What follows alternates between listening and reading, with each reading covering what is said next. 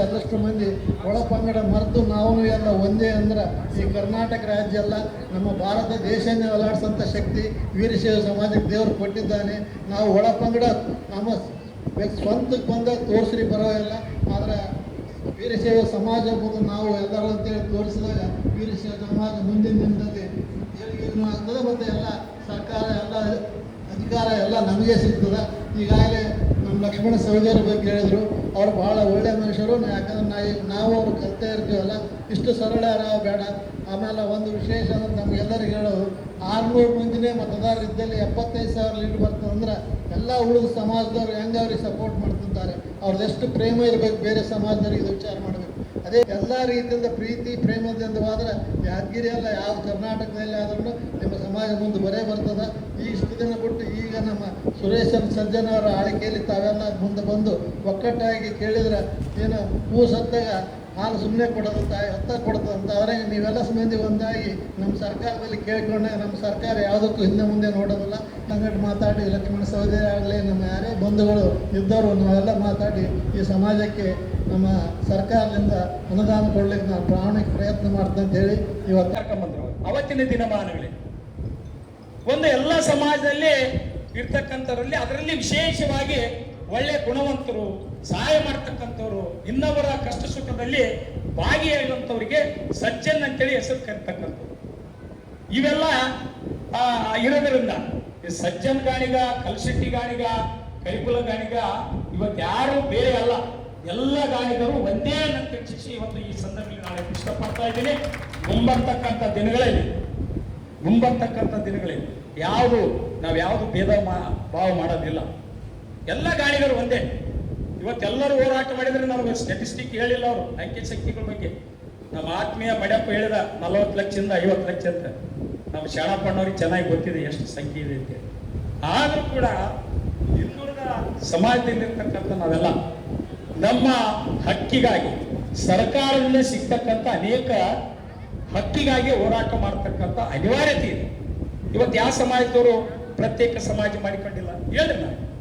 ನಾನು ಮೊಟ್ಟ ಮೊದಲಿಗೆ ನಾನು ಒಪ್ಕೊಂಡಿದ್ದಿಲ್ಲ, ಏನಪ್ಪ ಈ ಕಡೆ ವೀರಶೈವ ಲಿಂಗಾಯತ ಸಮಾಜ ಅಧ್ಯಕ್ಷನಾಗಿದ್ದೀನಿ, ಇವತ್ತು ಈ ಕಡೆ ಗಾಣಿಗರ ಸಮಾಜ ಅಧ್ಯಕ್ಷ ಆಗಕ್ಕೆ ಕೊಡ್ತೀನಿ, ಒಂಥರ ಮುಷ್ಕರ ಆಗ್ಬೇಕಾಯ್ತು.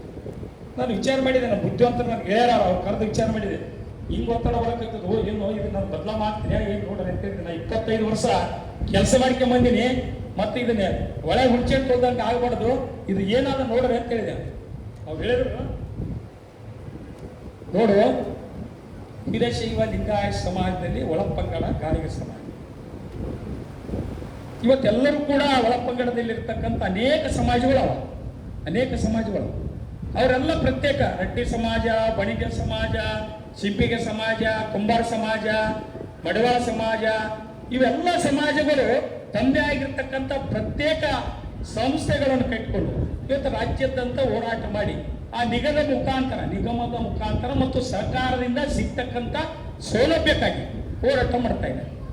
ನೀನು ಕೂಡ ಈ ಸಮಾಜದ ರಾಜ್ಯಾಧ್ಯಕ್ಷನಾಗಿ ನಮ್ಮ ಸರ್ಕಾರದಿಂದ ಸಿಗ್ತಕ್ಕಂಥ ವಿಶೇಷವಾಗಿ ಅದು ಶೈಕ್ಷಣಿಕವಾಗಿ ಸಾಮಾಜಿಕ ನ್ಯಾಯಕ್ಕಾಗಿ ಇವತ್ತ ಇಡೀ ರಾಜ್ಯ ತುಂಬ ಸಂಘಟನೆ ಮಾಡಬೇಕು ಅಂತೇಳಿ ನಾನು ಸಂಕಲ್ಪ ಮಾಡಿಕೊಂಡಿದ್ದೀನಿ. ತೀರ್ಮಾನ ಮಾಡಿದ್ರು, ನೋಡಪ್ಪ, ಯಾರು ಈ ರಾಜ್ಯದಲ್ಲಿ ಅಧಿಕೃತವಾಗಿ ನೋಂದಣಿ ಆಗಿರ್ತಕ್ಕಂಥ ಜಾತಿಯ ಸಂಘ ಸಂಸ್ಥೆಗಳಿದ್ದಾವೆ ಅವ್ರನ್ನೆಲ್ಲರನ್ನು ಒಂದು ಕಡೆ ಸೇರಿಸಿ ಒಂದು ಸಾರಿ ಅವರವ್ರ ಜಾತಿ ಎಷ್ಟಾದಂತ ಕೇಳಿಬಿಡ್ರಿ ಅಂತೇಳಿ ಒಂದು ಆದೇಶ ಮಾಡಿದ್ರು. ಅವಾಗ ನಾವು ದೇವರಾಜ ಅರಸು ಭವನದಲ್ಲಿ ಬೆಳಗ್ಗೆ 11 ಗಂಟೆಯಿಂದ ರಾತ್ರಿ 10:30 ತನಕ ಹೆಚ್ಚು ಕಡಿಮೆ 12 ತಾಸು ನಾವು ಒಂದು ಕಾರ್ಯಾಗಾರವನ್ನು ಮಾಡಿ ಎಲ್ಲ ಗೋಡೆಗೆ ಬ್ರೌನ್ ಶೀಟ್ಗಳನ್ನು ಹಚ್ಚಿ ಅವರಿಗೆ ಸ್ಕೆಚ್ ಪೆನ್ ಕೊಟ್ಟಿವಿ, ನಿಮ್ಮ ಜಾತಿ ಹೆಸರು, ನಿಮ್ಮ ಜನಸಂಖ್ಯೆ ಬರೆದು ಹೋಗ್ರಿ ಅಂತೇಳಿ ಹೇಳಿದ್ವಿ. ಅವಾಗ ಎಲ್ಲ ಜಾತಿಯ ನೋಂದಾಯಿತ ಸಂಘ ಸಂಸ್ಥೆಗಳು ಬಂದು ಬರೆದು ಹೋದರು. ರಾತ್ರಿ 11 ಗಂಟೆಗೆ ಟೋಟಲ್ ಮಾಡಿದರೆ ಆ ಜನಸಂಖ್ಯೆ 37 ಕೋಟಿ ಆಯಿತು. ಎಷ್ಟ್ರಿ? ಅಂದಿನ ನಮ್ಮ ಕರ್ನಾಟಕ ರಾಜ್ಯದ ಜನಸಂಖ್ಯೆ 6,29,00,000 ಇತ್ತು. ಆದ್ರೆ 37 ಕೋಟಿ ಆಯಿತು ಟೋಟಲ್ ಮಾಡಿದರೆ.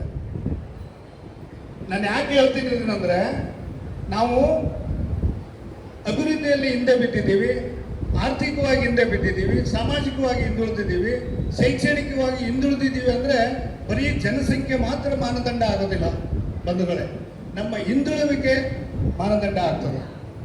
ನಾವು ಪಬ್ಲಿಕ್ ಹಿಯರಿಂಗ್ ಮಾಡಿದಾಗ ಇಡೀ ರಾಜ್ಯ ತುಂಬ 30 ಜಿಲ್ಲೆಯಲ್ಲಿ ಗಾಣಿಗ ಸಮಾಜದವರು ಬಹಳ ದೈನಿಕ ಸ್ಥಿತಿಯನ್ನು ನಮ್ಮ ಮುಂದೆ ಪ್ರದರ್ಶನ ಮಾಡಿದರು ಆಯೋಗದ ಮುಂದೆ.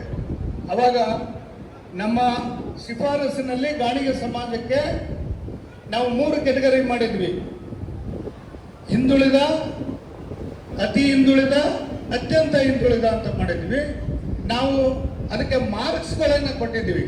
100 ಮಾರ್ಕ್ಸಲ್ಲಿ ಯಾರು ಎಷ್ಟು ಮಾರ್ಕ್ಸ್ ತಗೊಂತಾರೆ ಅಂತೇಳಿ ನಾವು 55 ಪ್ಯಾರಾಮೀಟರ್ಗಳನ್ನು ಫಿಕ್ಸ್ ಮಾಡಿ ನಾವು ಜಾತಿ ಗಣತಿ ಮಾಡಿ ನೋಡಿದಾಗ ಇವರು ಗಾಣಿಗ ಸಮಾಜದವರು ಅತ್ಯಂತ ಹಿಂದುಳಿದ ಜಾತಿಯಲ್ಲಿ ಬಂದರು. ನನಗಿದೊಂದು ಅವಕಾಶ ಕೊಟ್ಟಿದ್ದಕ್ಕೆ ನನಗಿದೊಂದು ಮಾತನ್ನ ಹೇಳಬೇಕಂತ ಅನಿಸ್ತದೆ. ನಾವು ಮಾಡಿದ ಅಂಕಿ ಸಂಖ್ಯೆಗಳು ಮತ್ತು ಮಾಹಿತಿಗಳನ್ನು ಆಧಾರವಾಗಿ ಇಟ್ಕೊಂಡು ಸರ್ಕಾರಿ ಸೌಲಭ್ಯ ಆಗಲಿ, ರಾಜಕೀಯ ಪ್ರಾತಿನಿಧ್ಯ ಆಗಲಿ, ಸಾಮಾಜಿಕ ಸ್ಥಾನಮಾನಗಳನ್ನಾಗಲಿ, ಆರ್ಥಿಕ ಸ್ಥಾನಮಾನಗಳನ್ನಾಗಲಿ, ಆರ್ಥಿಕ ಸೌಲಭ್ಯಗಳನ್ನಾಗಲಿ ತಗೊಳ್ಳಕ್ಕೆ ಹೋರಾಟ ಮಾಡಿದರೆ ಖಂಡಿತ ಗಾಣಿಗ ಸಮಾಜಕ್ಕೆ ಆ ಸೌಲಭ್ಯ ಸಿಗ್ತಾವಂತ. ನಮ್ಗೆ 20 MLA ಕೊಡ್ರಿ, 10 ಮಂತ್ರಿ ಕೊಡ್ರಿ, 5 MLC ಕೊಡ್ರಿ ಅಂತೀವಿ. ಆದರೆ ನನ್ನ ಕಳಕಳಿಯ ವಿನಂತಿ ಏನಂದ್ರೆ, ನೀವು ಅಚ್ಚುಕಟ್ಟಾಗಿ ನಿಮ್ಮ ಮಾಹಿತಿಯನ್ನು ಇಟ್ಕೊಂಡು ಸರ್ಕಾರದ ಮುಂದೆ ಹೋದರೆ ಖಂಡಿತ ನೀವೇನೇನೇನು ಬಯಸಿದಿರೋ ಅದಕ್ಕಿಂತ ಹೆಚ್ಚಿಗೆ ಸಿಗ್ತಕ್ಕಂಥ ಅಂಕಿ ಸಂಖ್ಯೆ ಸರ್ಕಾರದಲ್ಲಿ ಇದೆ ಅಂತಕ್ಕಂಥ ಮಾಹಿತಿಯನ್ನು ನಾನು ನಿಮಗೆ ಹೇಳಕ್ಕೆ ಬಯಸ್ತೇನೆ. ಕಾರ್ಯಕ್ರಮ ಮಹಾರಾಷ್ಟ್ರವನ್ನು ವೇದಿಕೆಗೆ ತಂದು ಕಾರ್ಯಕ್ರಮ ಮಾಡಿದ್ದು ಇದು ನನಗೆ ತುಂಬ ಮೆಚ್ಚುಗೆ ಮತ್ತು ಖುಷಿಯಾಗಿರ್ತಕ್ಕಂಥ ಮಾತನ್ನು